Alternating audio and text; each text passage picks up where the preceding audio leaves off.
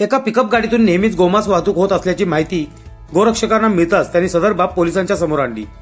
तात्काळ पोलिसांची मदत घेत या गोरक्षकांनी 28 किलोमीटरचा पाठलाग करून MH15GV 890 ही पिकअप गाडी पकडली। त्यावेळी गाडीची झडती घेतली असता मोठ्या प्रमाणावर गोमांस आढळून आले।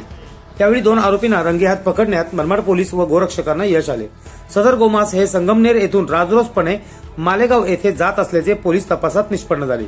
महाराष्ट्र राज्यात महायुतीच्या सरकारमध्ये इतक्या मोठ्या प्रमाणावर उघडपणे गोमांस वाहतूक होत असेल तर शंकेचे बोट कोणाकडे जाते यावर विचारमंथन करणे आवश्यक आहे। असे समजले तर वावगे ठरणार नाही।